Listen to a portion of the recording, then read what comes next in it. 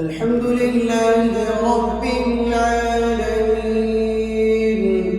الرحمن الرحيم مالك يوم الدين إياك نعبد وإياك نستعين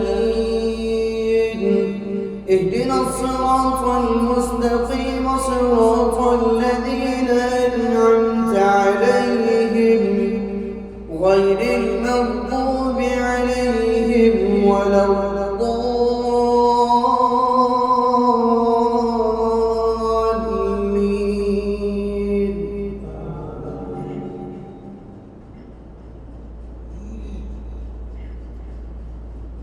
يا بني إسرائيل اذكروا نعمتي التي أنعمت عليكم وأني فضلتكم على العالمين واتقوا يوما لا تجزي نفس عن نفس شيئا ولا يقبل منها عدل ولا تنفعها شفاعة ولا هم ينصرون. وإذ ابتلى إبراهيم ربه بكلمات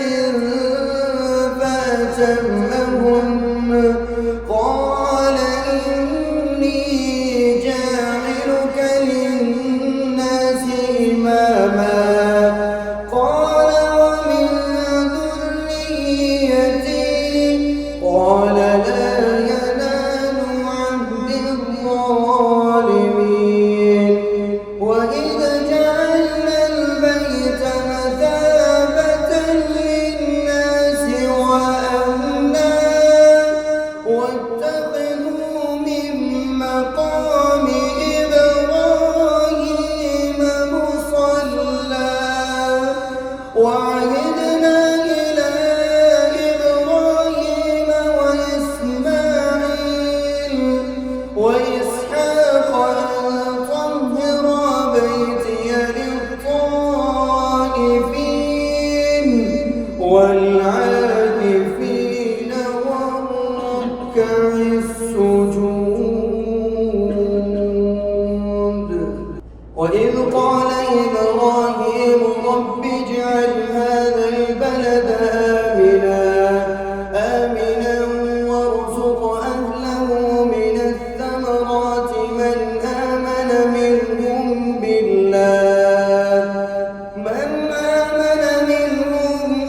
بالله واليوم الآخر قال ومن كفر فأمتعه قليلا ثم أضطره إلى عذاب النار. وإذ يرفع إبراهيم القواعد من البيت وإسماعيل ربنا تقبل منا إنك أنت السميع العليم ربنا واجعلنا مسلمين لك ومن ذريتنا أمة مسلمة لك وأرنا مناسكنا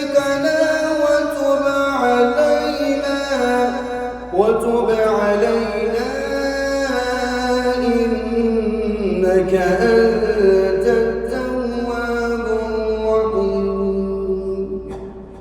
الله أكبر.